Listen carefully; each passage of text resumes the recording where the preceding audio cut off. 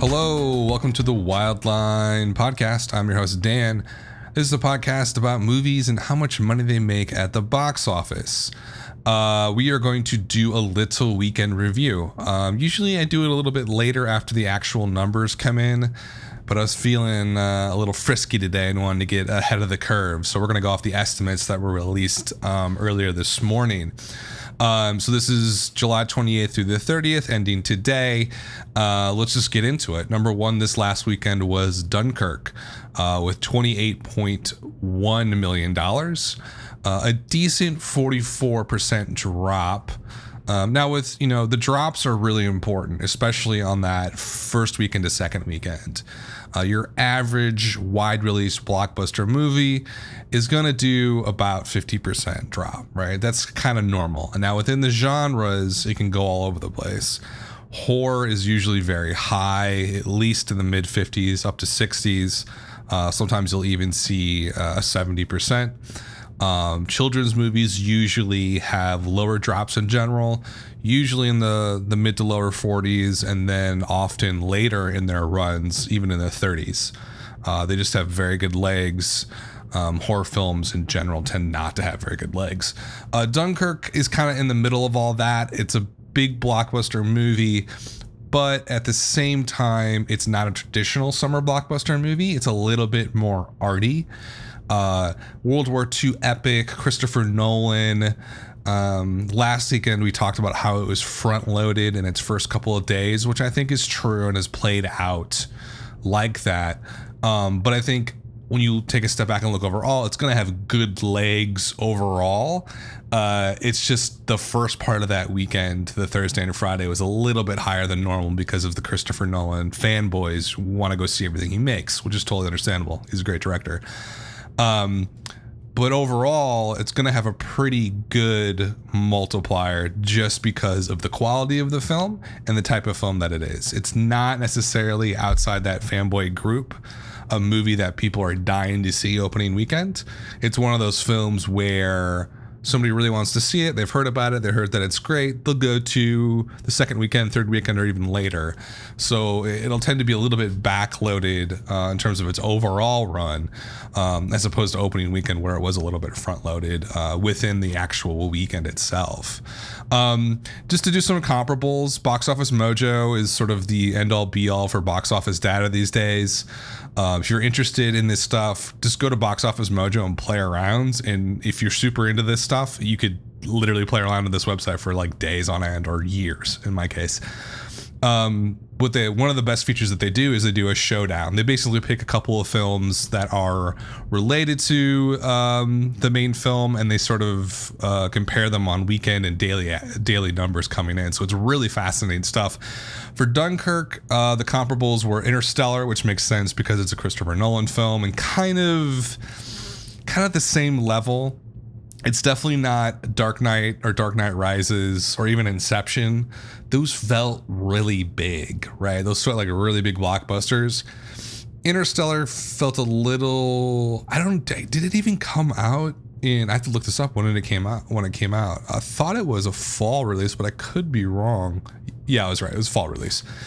So already right there, the perfect example of this, just thinking about the difference between a fall release and kind of a mid-tier blockbuster versus a huge, massive blockbuster, is looking like MCU. Like MCU will put out Guardian of the Galaxies in the summer season, and then Doctor Strange in the fall season. It's just like two very different types of film, even though they're in the same universe, right? So I think Dunkirk does tend to be more like Interstellar than Christopher Nolan's other films. So that's why it's a comparable. They also selected Star Trek Beyond, which cool, whatever, and Mission Impossible Rogue Nation. And so, and I think they chose those comparables probably by the opening weekend and how well Dunkirk did in the 50s, just scraped by on 50. But if you look at the comparables now and how they're doing in its, 10th day of release, with this latest Sunday numbers being estimates, of course. And this is not adjusted for inflation. But Dunkirk is above Interstellar by about $5 million, which I think is great. So it is playing well. The legs are decent. Interstellar ended up, I believe, at 160 overall. I have to double check that. I'm sorry, 188 overall with 47 foreign. So its worldwide take was 675.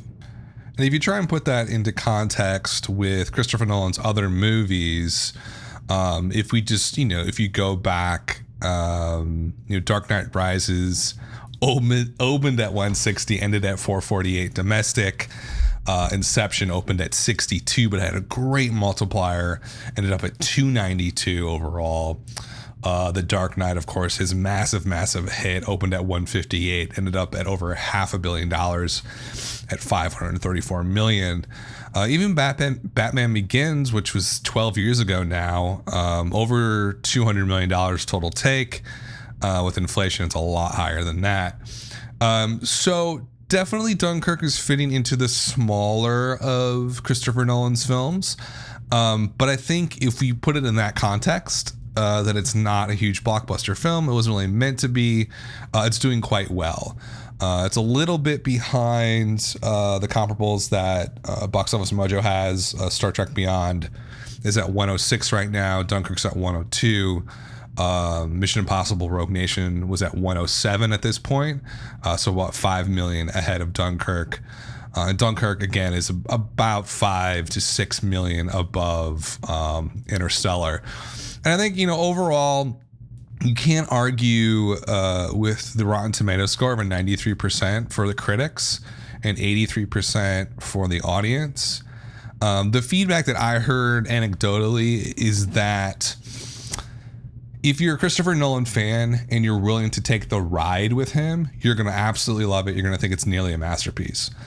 But if you're somebody who's going into this movie thinking, oh, it's July, it's the summer, I expect it's a war movie, I kind of expect maybe like a Saving Private Ryan.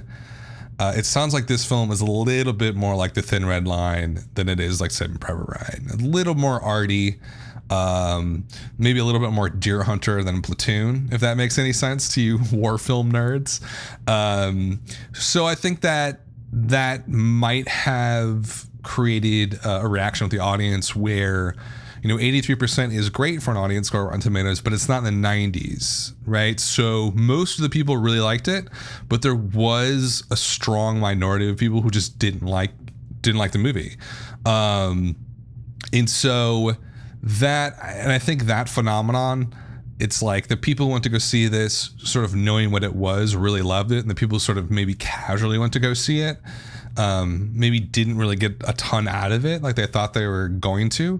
It was probably a lot different than when they thought it was going to be. That is extrapolated out to the mass wide audiences. A lot of those casual people just aren't going to go see it at all, right? And that's why it's didn't open at like $80 million or over $100 million. It just didn't have that type of vibe or style or tone to it. That all being said, for what it was and what it is, I think it's a very successful run for this film. Being at 102 right now, at the end of its second weekend, I mean, that's great. That's really good. And I expect the drops on this to be pretty low here on out. We're in a super, super dry period now. Like the summer movie season, I think is over. Like we got a couple of things coming out in the next couple of weeks that are maybe a little bit bigger, like Dark Tower, Hitman's Bodyguard on the 18th. But it feels super, super barren. It's like a desert until it comes out, which I think is going to be one of the biggest films of the year. And I could do a whole podcast on why I think it's going to be the greatest film. I mean, there's something about that movie right now. The new trailer got released last week. I don't know. There's just something that is bringing all of us together. All these different people from all over the world, but especially in the United States. It's just like you go online and the way people are responding to the trailer, it's like everybody's just terrified by it. It looks so well done. So well done. So I think that's going to be, I think we're kind of in a pretty desert period until that early September mark. And usually September is also super quiet. Usually we are in a situation where from probably the second weekend of August until October, it's just super, super quiet. I talked about this a lot before, but people are going back to school. It's just the seasonal changes. People are on vacation in August. People get back to work in September. It's a really quiet period. But I think this year is going to be a lot different because of it, especially. But the whole point of that is that Dunkirk has a pretty easy coast for a pretty coast. It can have a coasting descent from here on out, essentially is what I'm saying. So I think its legs are going to be great in the long term. Now, where's it going to end up? Based on the showdown versus Interstellar, it seems pretty close to that. So I don't know. 188 seems really high for this, though, doesn't it? It's got basically two different paths it can take based on these comparables that I'm seeing. It can take the Interstellar path and end up at 188, or it could take the Star Trek Beyond path and end up at 158. I don't know. It seems more like a Star Trek path. I'm thinking probably the 160s. I don't think it's going to get in the 180s because you got to remember Interstellar came out during the holidays, and movies in the holidays have legs that go on forever. Like if you open, a few weeks before Christmas, it's like that period in between Thanksgiving and Christmas is just the golden zone because the movie can just play and play and play. Passengers is a great example of this. I think it opened on like Christmas, opened at like, I don't even know, like 14 million. And it just like played and played and played, and like Sony like fudged the numbers to give it 100 million. But like that's the holiday season. That's all about the long legs because people are on vacation. Summer is just a little bit different. Like movies just don't have the same type of legs as they do in the holiday season.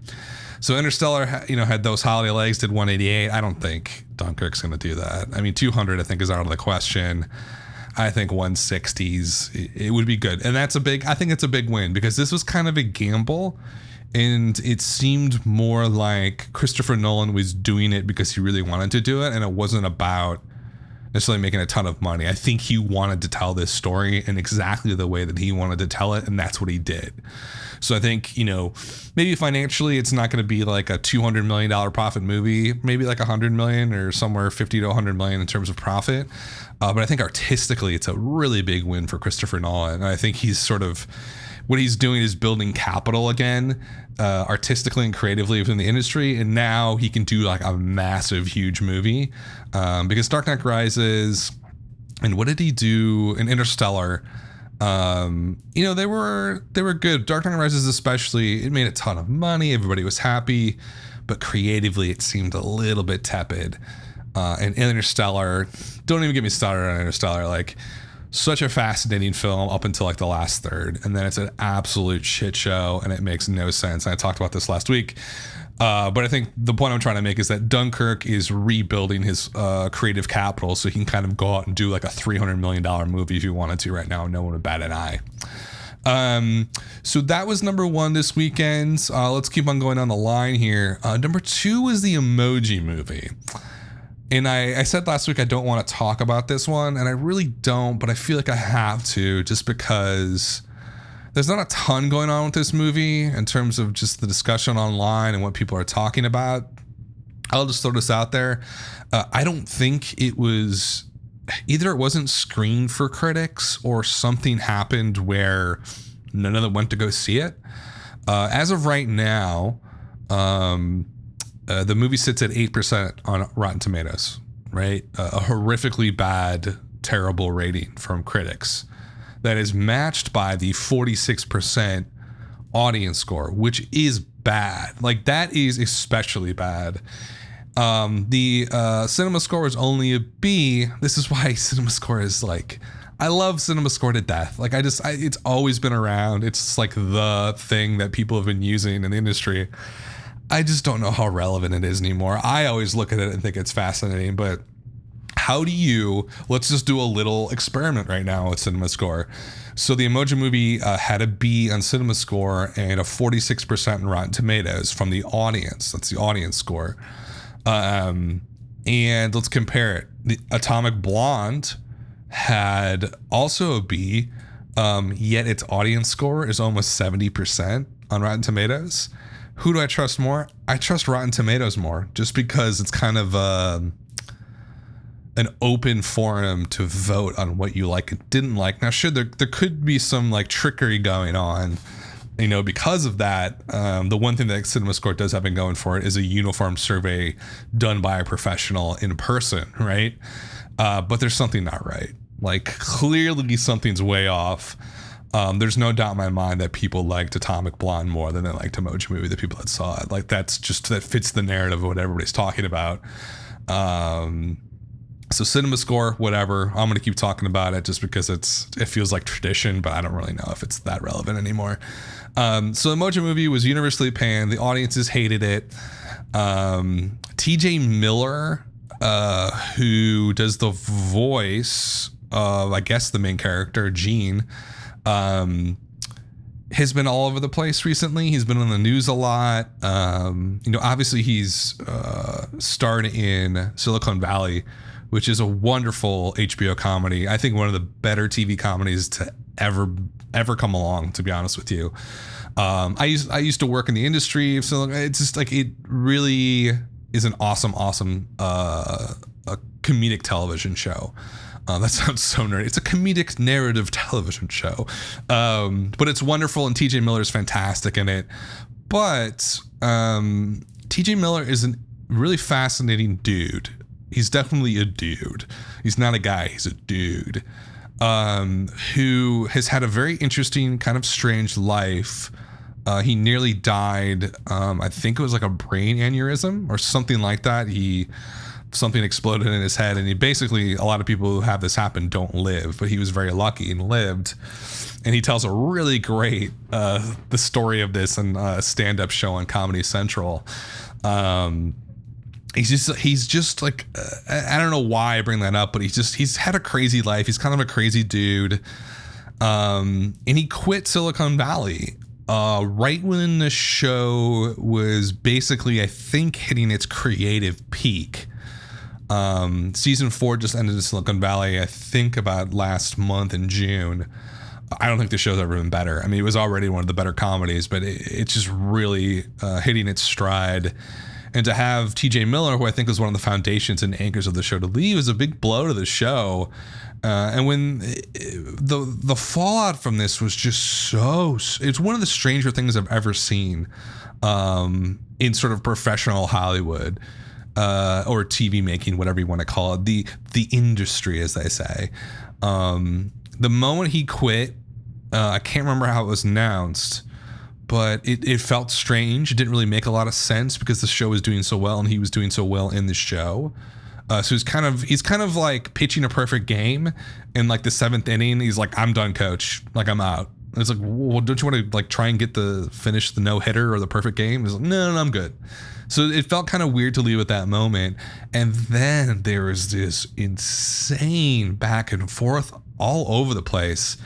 I don't know if like he's going through something or he feels like this is sort of a Trump-esque way of doing PR by making up bullshit. That's essentially what happened, though. He was all over the place in his interviews. Nothing he said made any sense.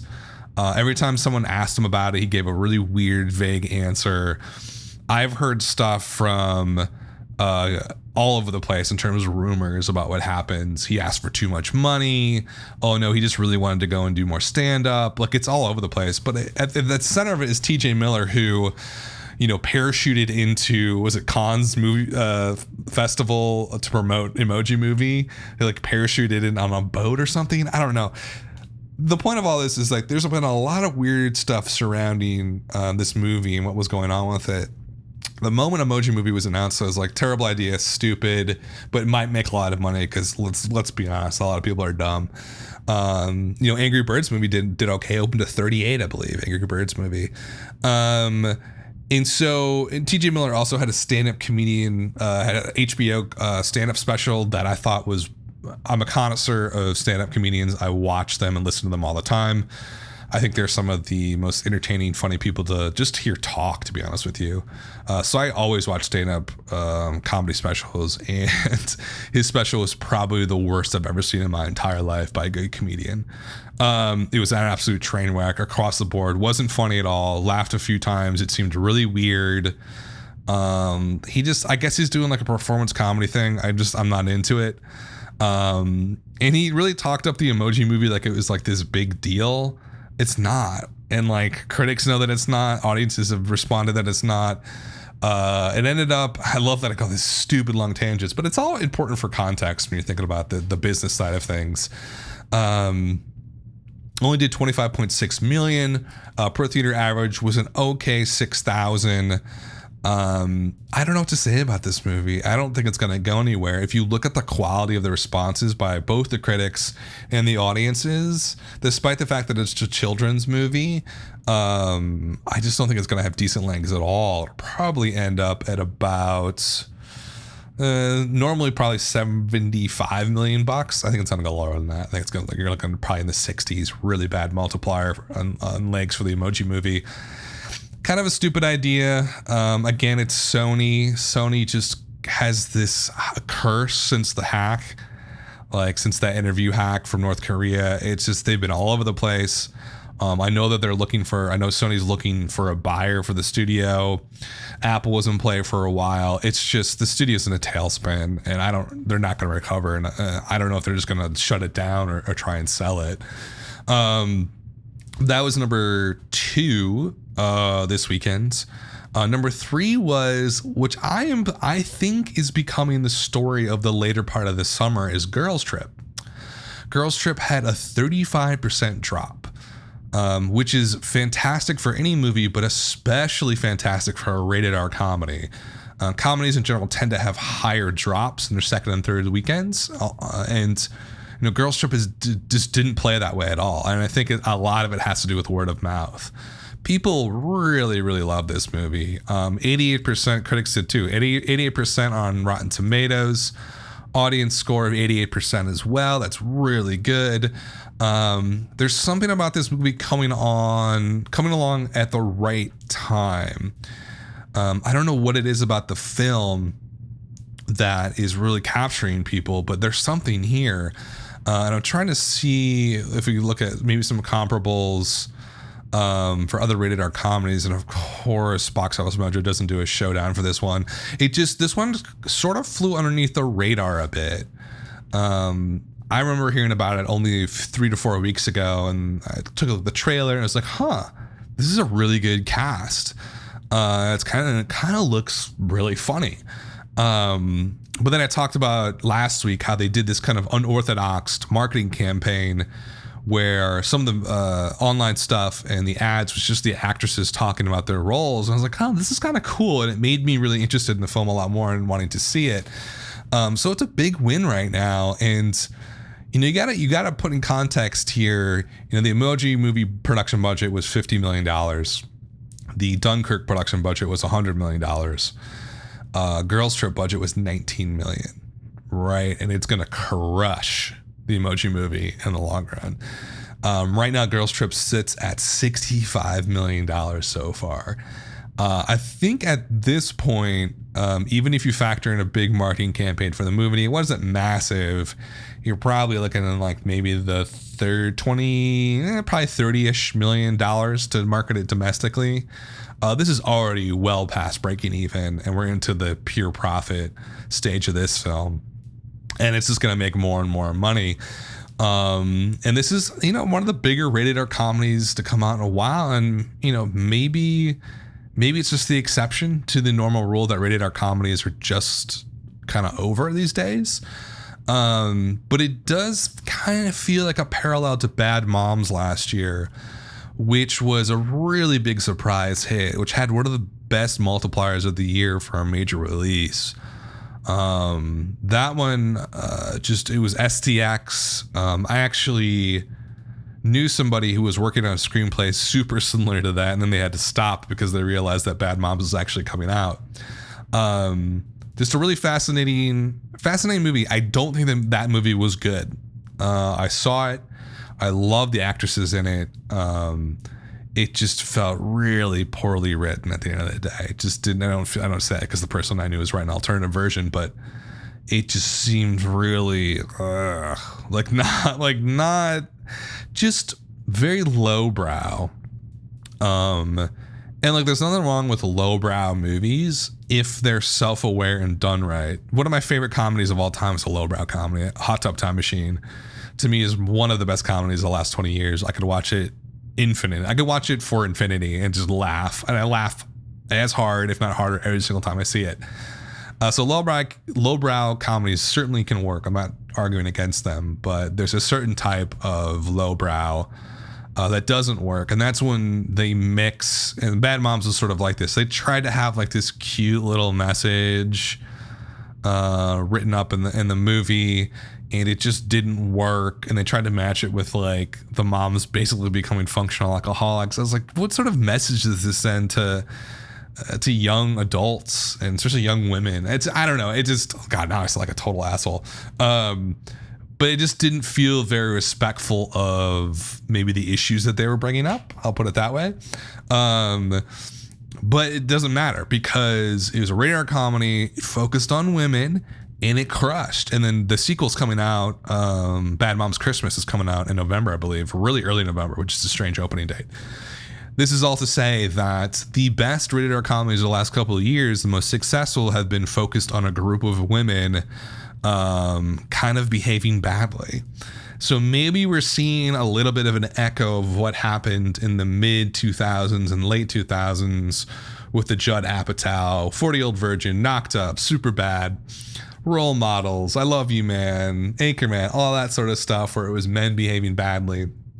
And then maybe it's shifting over to, like, I'm thinking of the last like 6 years, Bridesmaids, but even more recently, Trainwreck was a big hit. Bad Moms, of course, and now Girls Trip. So if I'm a studio, I gotta be thinking there's a market here for female-driven rated R comedies. And maybe it'll probably go the same route as Men, where it kind of gets played. By the time Hangover 3 came out, people were like, oh, I'm so sick of this. That'll probably happen with the women's films as well. But I don't know. I think that the sky's the limit right now. I think there hasn't really been, out of them thinking, like a Hangover level success for a rated R women-centric film. So I don't know. Maybe Girls Trip can do it. Nah, probably not. It's not going to be a $300 million, $400 million movie. But I think it's the start of something, and I think it's really fascinating. I'm excited to watch it sort of do really well. So that was number 3 this weekend at 20 million, a great 35% drop. Number 4 was a new opener, Atomic Blonde, 18.5 million, $5,600 per theater average. Kind of opened a little bit lesser than a super wide release. It was only on 3,300 screens. It had a lower budget of about 30 million bucks. This was a really strange one. I couldn't really figure this one out. It was from the director of John Wick. So when the trailer came out, there was a lot of buzz. I remember that the moment it came out, people were like, oh, what is this? Saw the trailer, looked interesting. Charlize Theron is a wonderful actress. I just didn't feel like she fit in this role. And maybe that's not makes me. It sounds like I'm sexist or something. And whatever. I'm a white dude. So you know, patriarchy, all that kind of fun stuff, right? It's inherent in everything that I'm saying. So let's just assume that I am, right? But that being said, it just didn't feel like a really vibrant sort of role for her for some reason. The trailer basically was like female John Wick, right? But that doesn't really work. Like, you need to do something different with the character.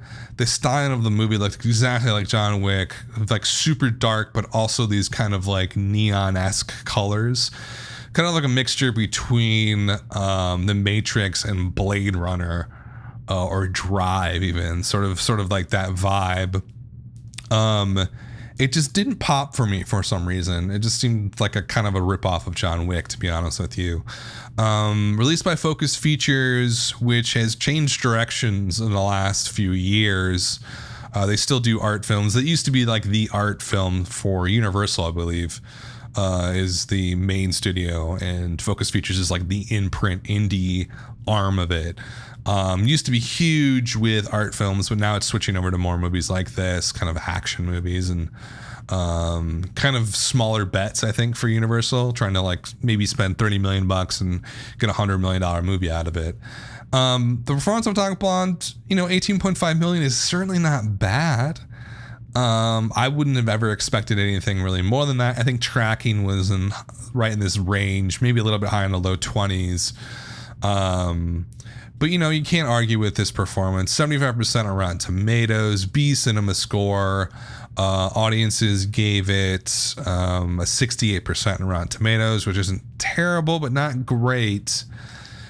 What that suggests to me here is just that there's definitely a disconnect between the critics and the fans a little bit. A 75% for an action movie like this would suggest to me that the audiences would love it, because critics tend to be a little bit harder on like horror films, comedies, and action movies because they think it's like mindless drivel, and they're studious film critics and it's so beneath them, whatever. They tend to skew them downward. So this one scored very well for an action movie.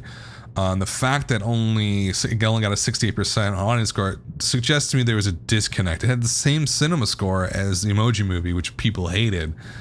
So there's something going on here. I heard, and I think I was watching maybe a review of something of this film, and they suggested that Charlize Theron's character plays a bisexual person or a lesbian or something like that. That's her sexuality is kind of fluid.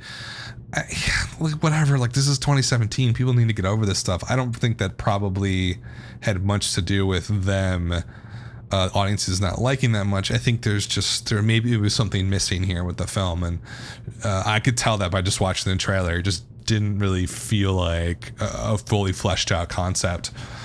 But in any event, 18.5 million, right in line with expectations. Did not flop. I think a good performance for this film, especially with that budget.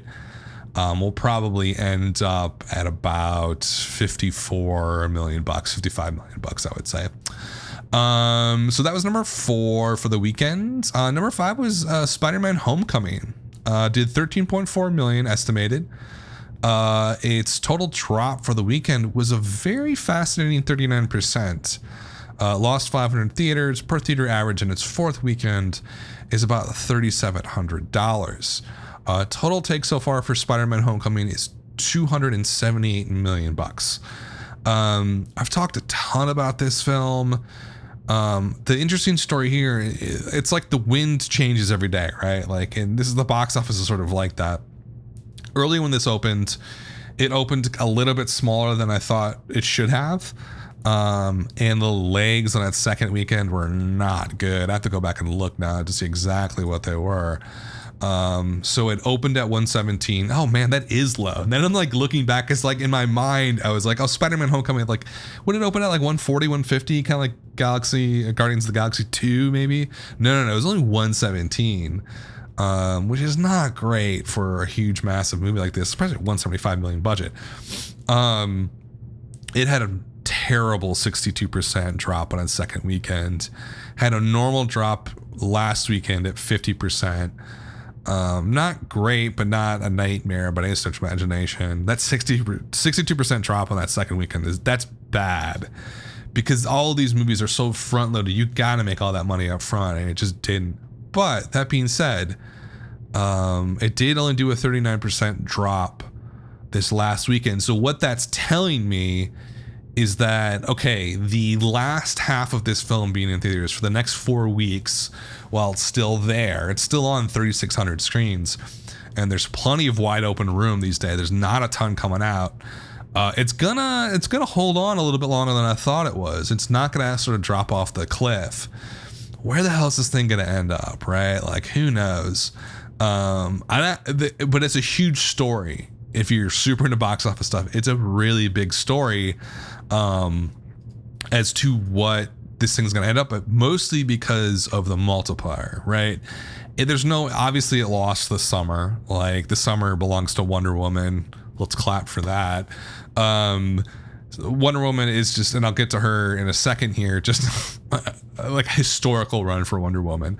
Doesn't make any sense. If you told anybody that this is going to happen, they'd be like, I'd bet my life it's not going to. It happened. It might even hit like a 4x multiplier for a summer comic book movie, which is just absolutely insane. So Spider-Man Homecoming is not going to win the summer at all. It's not even going to come close. If you compare it in its run right now to the other big comic book movies of the summer, Guardian of the Galaxy was at $334 million at this point. And Spider-Man's only at 278.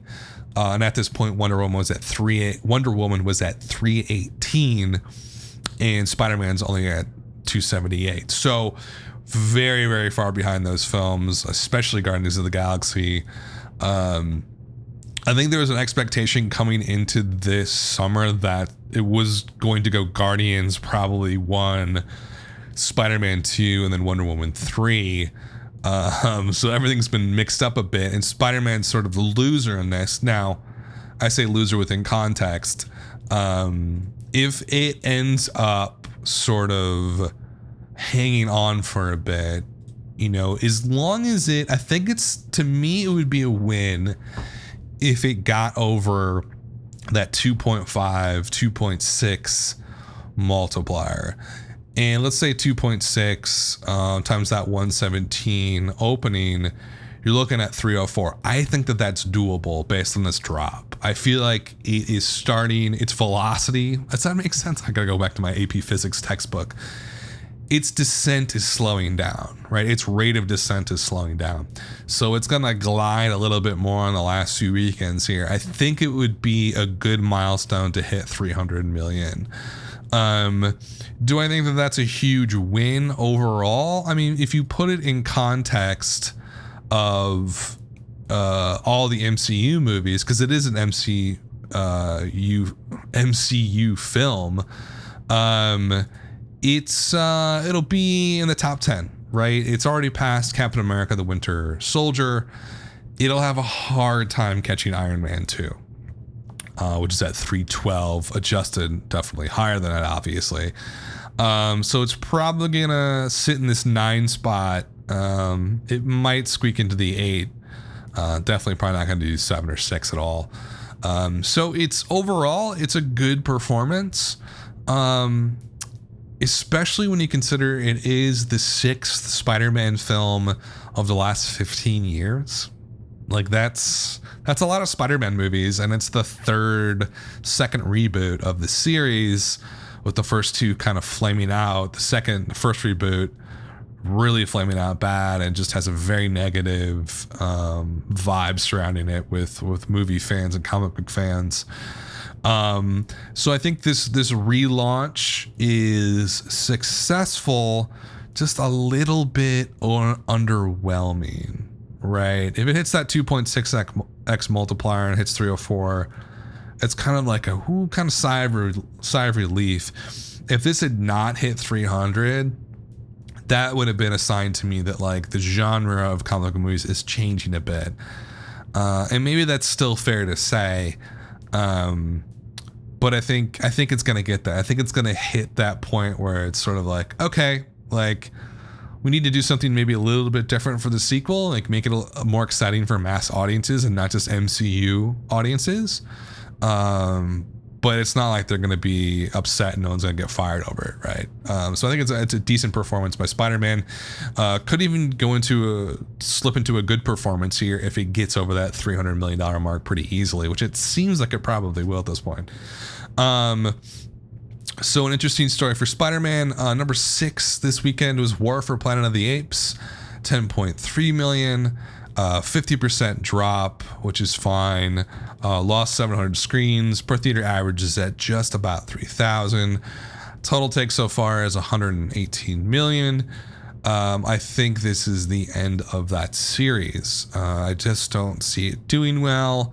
It's made 100 million overseas. That makes me feel like it needs to open in a lot more markets. Yeah, it definitely has to open in a lot more markets. Hasn't opened in China yet. That's interesting. So, War for the Planet of the Apes, is it a flop? It's borderline. It's definitely a big underperformance, and it's borderline floppage. I mean, just $150 million budget. It's going to end up way behind Dunkirk at the end of the day. Obviously, way behind something like Spider-Man. And you look at the big movies out, Despicable Me is going to blow it away. Like Girls Trip, Mighty, that's probably bullshit, but it might. You never know. But the girls' triple legs sort of stay in there for the marathon run. War for the Planet of the Apes, it's just over. I talked about it a lot last weekend. I think the culprits are really poor marketing, but even more so a poor conceptualization and poor release date. You need to do something more exciting than what they did. Even if the movie's great, it's wonderful, don't release this movie in July. Like, this seemed like a fall or a winter release. It just didn't have the summer movie vibe at all. And that doesn't necessarily mean it's not going to, do well. Like, Dunkirk didn't really have a summer movie vibe either, but it felt super interesting. There really wasn't anything that interesting in War for Planet of the Apes. Just kind of felt like a retread of the last one. So that was that. Number 6. Number 7 was Despicable Me, with a typical children's drop of 40%, 7.7 million. Lost about 500 screens this weekend. Per theater average was just north of 2,500. Total take so far is $230 million bucks. I talked a lot about this one. I think, the overall performance here is okay. It's just not, I don't know, it's not nothing to write home about. The original Despicable Me did 251 in 2010. Let me do some adjusted inflation here. So Despicable Me adjusted to 289. Despicable Me 2 did 416 4 years ago, and Minions did 361. So basically, this series is now on the decline. It was going up, and then, had the little Minions drop, but you would expect Despicable Me to make over 300 million. That would be my guess. It's not even going to come. It doesn't look like it's going to come close to that. So not a great performance, but those movies cost so little to make that I can't imagine they're going to lose any money off. It only cost $80 million to make. But I think Universal expected it to get over 300 million, so it's definitely an underperformance. So that was number 7. Number 8, Valerian and the City of 1,000 Planets. I talked at length about this one last week. On its second weekend, 6.8 million. Awful. Change was negative 60% on its second weekend. Terrible. Its per theater average, it didn't lose any screens, so that what that suggests to me is they must have contracted that it has to play for 2 weeks for these theaters with the major chains. Per theater average is below the Mendoza line for a wide release in 1900. That's all. God, this movie's playing so terrible. Budget was $177 million, higher than Spider-Man Homecoming. It now sits at $30 million bucks. It'll be lucky to limp its way to 40. Total epic disaster across the board.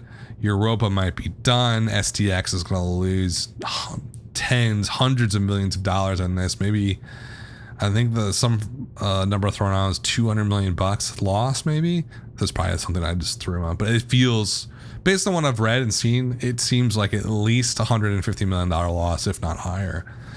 Not much. So, it is what it is. Like, I know I talked about this last weekend, but it's essentially, it's an indie film trying to be a blockbuster. Now that can happen if you make a really good movie, and Get Out's a perfect example. Basically shot as an indie movie, got a major distribution, but so did Valerian. SDX is a major distributor now. Get Out shot for $5 million. Universal helped put it out. So Blumhouse essentially, and the bet on that was not big. You're talking $5 million bucks for production, maybe 25, 30 for marketing, a smaller marketing spend than you'd normally make for a wide release film. And it just crushed it and ended up, 175 million or something like that. That's how an indie film can become a blockbuster. It doesn't happen in reverse usually. You don't make an indie film with a blockbuster budget and expect it to make that money back. It just doesn't work that way. And I think STX and Europa Corp are learning that right now, the really, really hard and painful way that they are. So a huge loss. You could probably write a good New Yorker article about why the hell it was even made. and the ramifications of it doing so poorly. But it's a total disaster. There's no other way to put it. So that was number 8. That'll disappear really quickly from the cinemas probably next weekend. Number 9 this weekend was Baby Driver. Great 33% drop at $4 million for the weekend. Per theater average is still above the Mendoza line, just barely at about $2,100. Total take so far is $92 million. Now this one's kind of on its downslope, right? Like lost 542 theaters. It's in its 5th weekend, but remember that first weekend. Oh, actually, maybe that wasn't true. Maybe it did get released wide initially, and I have to look. Distributed by TriStar was the studio, which is not one you hear that often anymore. It was limited. So it wasn't limited. Guys, I sound like a fucking idiot sometimes. Because it opened midweek. I remember I saw it like the Friday it came out. Really good. Big win for Edgar Wright. Big win for original content in the theater. I was surprised that it's done so well. It felt like a movie to me that was really good. People would love it if they saw it, but not a lot of people are going to go see it in the theater. That was my interpretation of it. But I think the marketing was just so well done. And you had Kevin Spacey, you had Jamie Foxx, you had John Hamm. These had really kind of big stars in this smaller film. It was only made for $34 million, which is a big budget for Edgar Wright. But like, I think this is finally his moment in the sun, right? He's had Scott Pilgrim, he's had The World's End, he's had Hot Fuzz, Shaun of the Dead. These are all big films for film nerds, and also just the general population. When they finally get around to seeing it, they just did not do well in the theaters.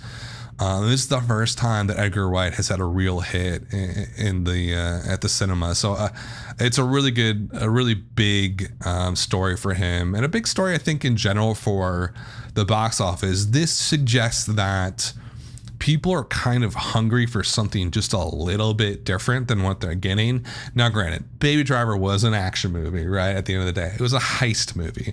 So it wasn't like some art flick, right? But it certainly was not a mainstream Hollywood film by any stretch of the imagination. It was very well done, and it was kind it experimental in some aspects. I don't mean that like Dutch angles on like something crazy expressionistic or something like that, but it for what it was within the genre, it definitely was experimental, and it was a big success. And I was not a believer that it was going to do well, but it actually kind of pulled through, and it's becoming one of the bigger stories of the summer. And so that was number 9 this weekend. Number 10 was what I mentioned earlier, Wonder Woman. It doesn't make any sense to me anymore. It did 3.5 million this weekend in its 9th weekend. There's nothing anywhere close to this film that's a wide release that's in its 9th weekend. I mean, nothing even close.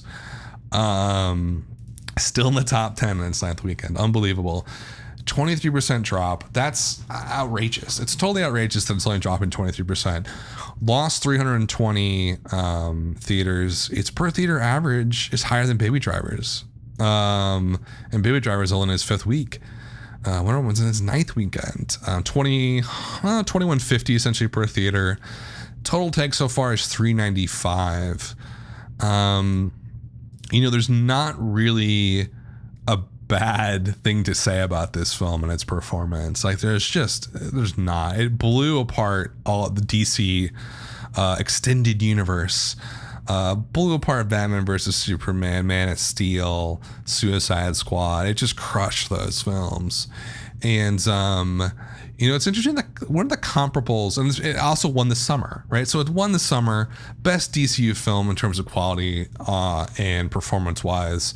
It's interesting that Box Office Mojo used The Hunger Games Mockingjay Part 2 as a comparable.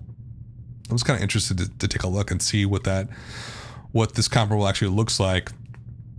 Oh yeah, I mean, it totally blew apart that movie. I think they picked this as a comp because of opening weekend. They opened at the same. This just gives you a really good example of how strange the Wonder Woman performance is. Hunger Games Mockingjay 2 opened at 102. Wonder Woman opened at 103. At this point, Wonder Woman's at 395. Mockingjay 2 closed at 281. $114 million less. So it's just, there's something outrageous about this film. I don't even know how to describe it. You know, it's strange for a lot of reasons. It's strange because it's a comic book movie. Comic book movies, especially more recently, have had really poor legs. I'm thinking like the massive big ones like Ultron or Civil War. These big films have multipliers. Like Civil War was 2.3, not even. Ultron, I want to say, was like 2.4.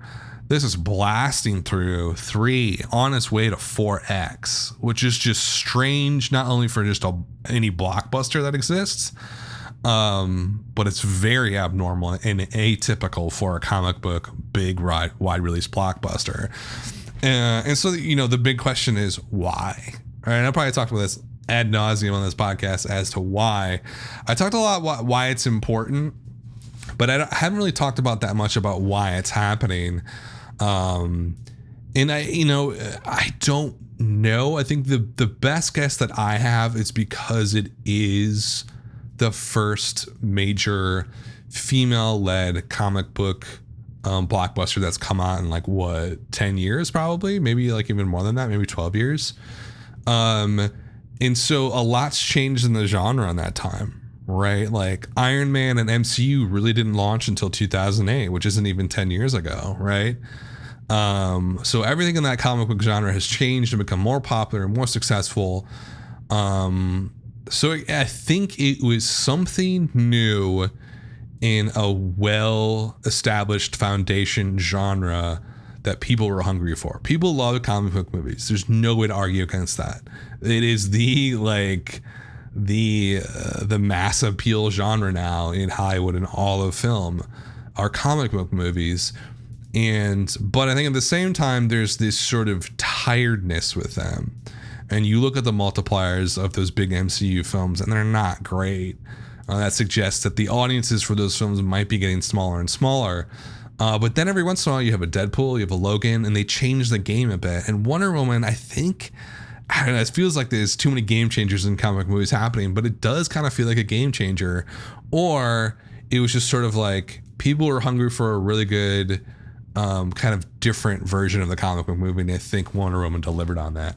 Plus, women are going to see it over and over again, and younger women too. Like I know like multiple people have said, oh yeah, I took my daughter to the movie multiple times, she just loved it, which is so cool. I mean, you gotta love that that's happening. Like there's this I don't know, like this female hero that women and especially little girls can look up to and be like, I want to be like Wonder Woman. That's awesome. And it makes me really happy that's happening. So a great story for Wonder Woman. Unbelievable drop, 23%. If you're really interested in Wonder Woman and how well it's doing, I talk about it a lot, but Scott Mendelson, who is one of the biggest box office writers technically in the world, but especially in America for Forbes, he like writes an article about Wonder Woman every day. So definitely follow Scott Mendelson because he's the Wonder Woman reporter dude right now. So that's the top 10 for the weekend. Let's talk a little bit about what was going on outside of the top 10. A movie that I've been following very closely ever since it debuted at Sundance. I just drew a total blank, like Stardance, Sundance, The Big Sick, which was acquired for, I believe, $12 million by Amazon Studios. So already fascinating, right? Basically, when Sundance is like the biggest acquisition, acquired by Amazon, who's like the biggest company in the world, who's trying to get into film production. And there's so many different strands and narratives going on here. This is why I love following this film. The quality of it's fantastic. Like the critics absolutely love it. 98% in Rotten Tomatoes, 98%. You almost never see that. Audience score, 91%. So this is a film that people love, right? Like across the board, there's no way around it. Its average rating was 8.3 from the critics. That is very, very, very high. So you got Sundance Starling, you got Amazon Studios, the massive, monopoly conglomerate taking over the world, trying to put its foot into film distribution, right? They're getting involved. The film turns out to be phenomenally good, really, really good for what it is. That sounds really disparaging. It's a rom-com. It's a rated R rom. I think it's rated R. It's a rom-com, a genre that died 5-6 years ago. For whatever reason, I could do a whole show on why rom-coms have died. I probably talked about it at length on this podcast. The genre was very popular through the 90s and 80s. One of the most popular genres, and it just disappeared for some reason over the last 10 years. There hasn't been a really major rom-com breakthrough in forever. I can't remember the last one was. A really interesting movie getting pushed by some, huge company. It reminds me a little bit. I mean, the first movie that they pushed last year, remember, was Manchester by the Sea, which did fairly well for what it was. That's one of the most depressing movies I've ever seen in my entire life, and it made like $46 million at the box office. And Casey Affleck won Best Actor. So Amazon knows how to market things very well. And they really pushed this film marketing wise. So everything to me points to what? It points to this thing breaking out. It points to this movie becoming like a hit of the summer. Is this the new train wreck? That's it really had this train wreck breakout vibe to it. But I wasn't necessarily sold on its performance, right? I felt like it was going to do well in the major cities. It felt like an art house type winner. Like, not just like, oh, it's meant for just people in the big cities. No, it felt like it was going to really win those people over and had the possibility of breaking out to wider audiences. But I just don't think it ever really connected with mass audiences. And you can see that in its performance this weekend. I've been following it very closely. It lost 1,000 theaters, right? So it basically expanded super wide. I think the distributors were on board with that just because it was doing so well in its 300 theater run or whatever. They pushed it out to 2,500 theaters, and it kind of, I don't want to say it collapsed, just did not do what they wanted it to do. It didn't break out. That's essentially what happened. I could just tell you that was going to happen. Here's why. And I don't know if there's not anybody to blame. The product and the quality of the film is fantastic. I saw it. I thought it was great. I didn't think it was a masterpiece, but I thought it was certainly much better than about 90% of the movies that come out wide release, easily in the top 90%. Really smart, really clever. It wasn't really a romantic comedy. It was more like a romantic dramedy, if that makes any sense. The problem with it was this. I don't want to say a problem with the actual film. The problem with the marketing, the expectation that this was going to break out as a wide release hit, it just didn't have that vibe to it, right? It felt like Amazon and everybody associated with the film who did a wonderful job promoting this film. I mean, I can't think of a cast or group of collaborators who have promoted their film better than the Big Sick, including Judd Apatow and Kumail. It kind of felt like almost like the Sundance curse is what I'll call it. And I relate this back to like Dope and Me, Earl and the Dying Girl a few years ago. It felt like in Birth of a Nation last year as well. It felt like it was crowned as this sort of indie, smart, great film before audiences could really grab a hold of it. And so it had this the marketing and just the way that it was handled had a very top-down sort of feel to it, as opposed to a groundswell from social media on up, if that makes sense. It felt like we were being told that, hey, this is a really great movie. You are going to love it. Right. And I don't know. It just didn't, the marketing from that side of things just didn't feel, well, first of all, a couple of things. I don't think this movie really had the chops to break out. And I say that saying it was a great movie. It just didn't have the vibe. Not only is it not about sort of just like your everyday people, it's about like a comedian, a stand-up comedian which is it was just like a little sliver of a world that just most people may be fascinated to see a comic, not necessarily that fascinated to see what goes on in his life, right? So kind of a weird, off-kilter career for the main character. And then it's very untraditional where, they meet. Obviously, she gets very sick, and that changes their relationship. It felt that what I'm saying is it did not feel like a mass market rom-com or mass market comedy. It felt like an arty, more cerebral film. So I just don't get the push to release it wide. It doesn't make any sense to me whether I released it wide at all. O'Reilly spent, I think that the figure was, they said 20s, but I'm thinking it's probably more like $30 million to promote this for wide release domestically. That just didn't seem like smart money at all.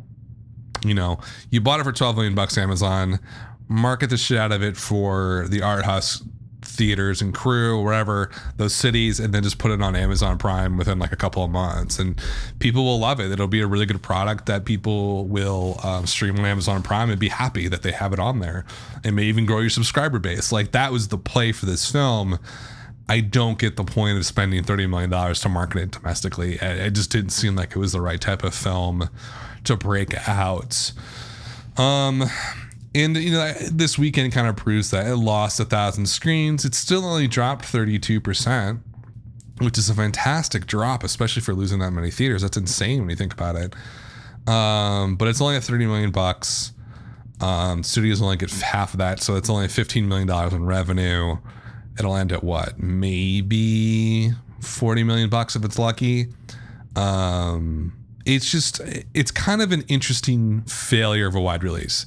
Certainly not a failure of a movie, certainly not quality-wise. Definitely a failure on Amazon's part to market this appropriately, or even to make the effort to do it as a wide release. Manchester by the Sea was a little bit different. It was an Oscar film. Maybe this could have done better in like November or something like that, but even still, it will get nominated probably for Best Original Screenplay, and it might have a chance at winning because it was really fucking good. But it seems kind of like a failed experiment for Amazon to take this wide. And I don't know. I feel bad about this performance just because for the people involved, especially Kumail, who I follow on Twitter, it just was unbelievably amazing promoting this film and connecting with just everybody who like tweeted at him about the movie. He just said, hey, like, thanks. Like, he really went above and beyond to promote this film, and it sucks because from a money perspective, it's probably not going to be a big win, right? Despite this huge effort by the people involved to get it out there and promote it way far and beyond what a normal person does to promote a film or a normal star. It just sucks that I feel like they set themselves up for a failure a little bit, or Amazon did. It just goes to show you films like this just don't break out now, like, because people won't. There's no reason to see this, and this is the fact. There's no reason to see this movie in the theater. I could have watched this on Amazon Prime and had the same, if not a better experience watching it. It's a small film. So these films kind of do they fit in the cinema anymore? I mean, that's the big question.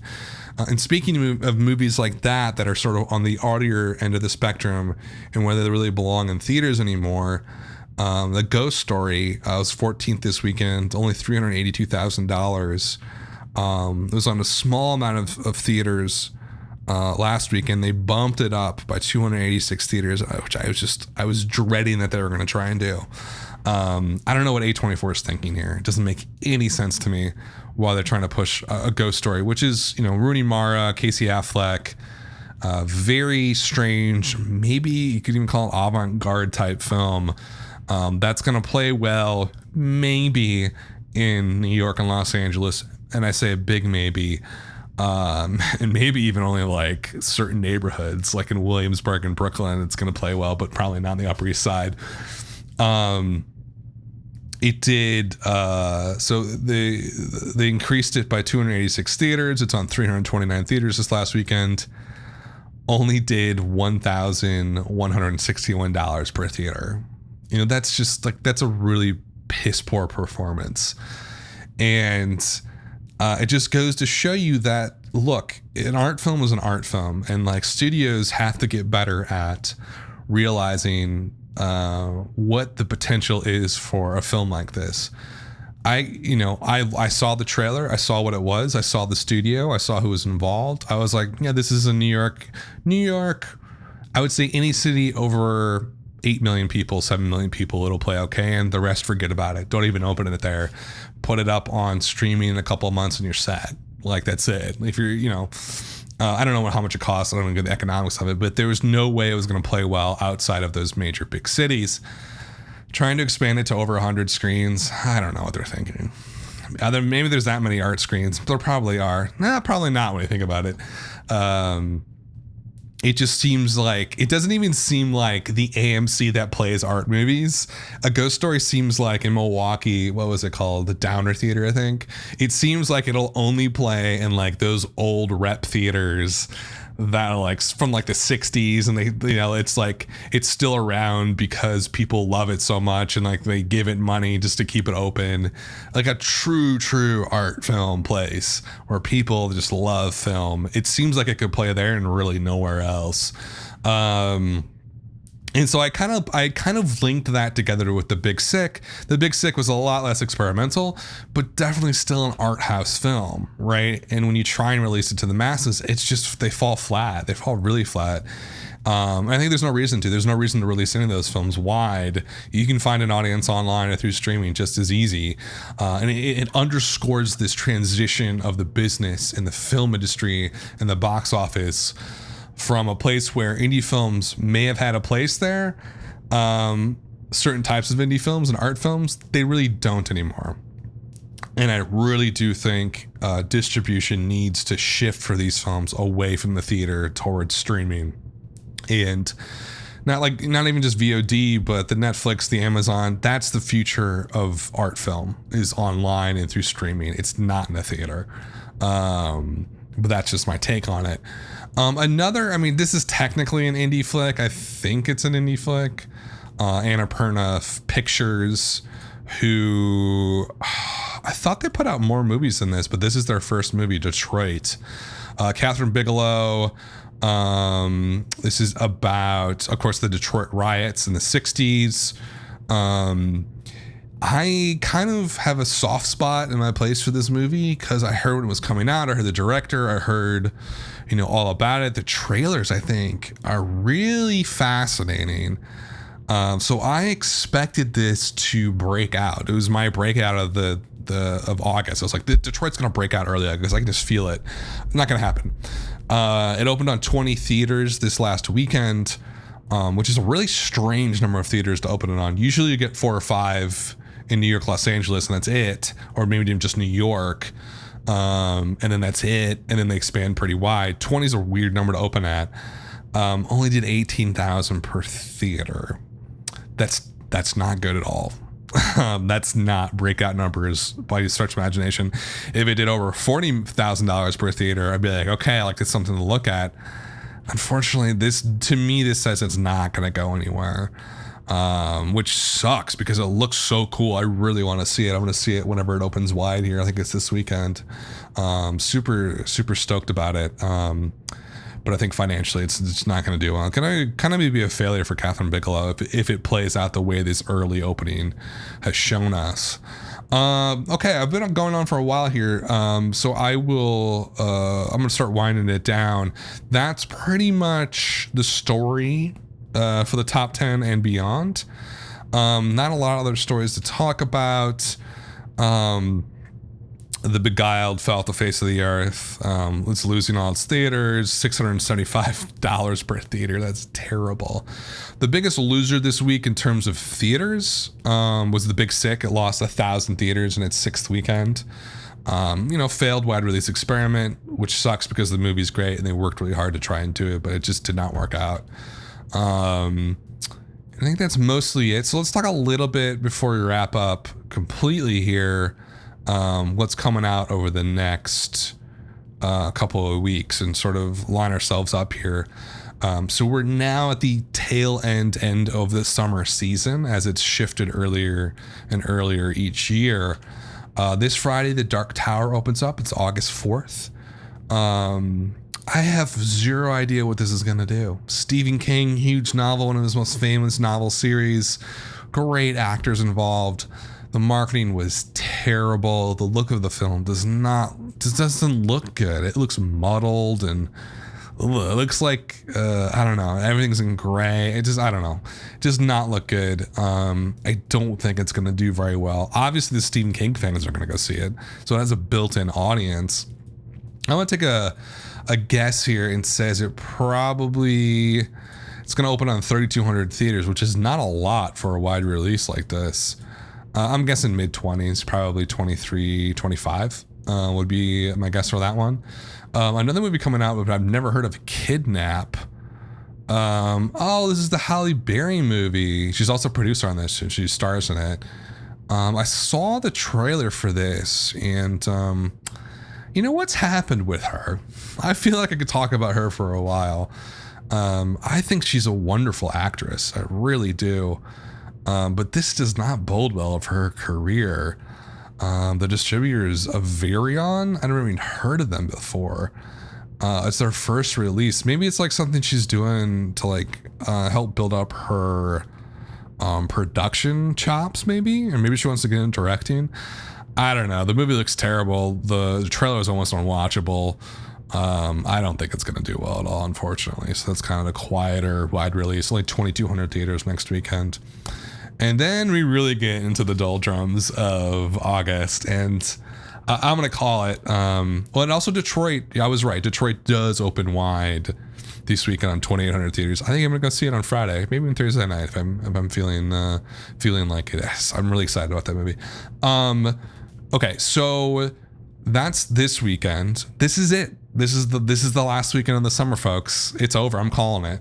It's a super quiet August, and the first weekend or second weekend is usually when things start to really quiet down. In this case, it's the first weekend. The Dark Tower is really the last big movie of the summer. It's kind of the curtain call for everything. August 11th, Annabelle Creation comes out. Which kind of looks fun. I'm a huge horror movie buff. It looks okay. I thought the first Annabelle was fantastic. I mean, when I say fantastic, I mean for a genre horror flick, I thought it was very well done. Especially the first like 20 minutes. Oh, just so good. The Glass Castle comes out. I don't know why they're releasing this on August 11th. It doesn't make any sense to me. It looks really good. Brie Larson and Woody Harrelson. It looks fantastic. This is an Oscar film released in November, like a normal Oscar film. I don't know what they're doing. The Nut Job 2, Nutty by Nature, also coming out. Open Road Films, animation film. You can tell that's like, okay, like, wait, what? That's an August weekend. Things do pick back up a little bit on August 18th. The Hitman's Bodyguard, I think, might break out, although I don't know. I think it will break out. I don't even know I think it's gonna be like maybe like $30 million, like in the 30s, I would say. It might really break out, but it's that weekend in August is super hard. It's super hard to get a lot of people to go. And then Logan Lucky, Steven Soderbergh, Daniel Craig, the whole tons of people you all know. That's also coming to the 18th. That seems like a strange film. Like the trailer looks really good. When I heard that he was doing this film, I bought all the shares on Hollywood Stock Exchange. But as it gets closer to coming out, it just seems like a really weird weekend to release it on. It's certainly quiet, but I think it might be too quiet, and I don't know if it's going to find an audience. I'm almost positive it's going to be an amazing film. I love Steven Soderbergh. I just don't think it's really going to connect with people very well. And then kind of this last weekend in August, it's a total shit show. All Saints, which I don't even know what that is coming out. Oh God, it looks awful. It's a guy from My Big Fat Greek Wedding, also Northern Exposure, I forget his name. And nothing really else. A lot of smaller films are coming out. Wow. And then it's like there is nothing the last week of August and the first week of September. And I mean nothing. Unlocked comes out September 1st. Oh yeah, I saw a trailer for that. No one's gonna see that. And then it hits on September 8th. So it's going to be very quiet. So for the next, obviously I'll cover the major releases over the next couple of weeks, but I'll probably maybe do 1 or 2 weeks, maybe do a kind of a special show and talk about maybe, I never did the top 20 most profitable movies of 2016, so I'll probably do a podcast for that. And maybe do like a fall movie preview or something. I've never done that before, but that would be exciting to do. In any event, folks, thanks for listening. This has been the Wildline Podcast.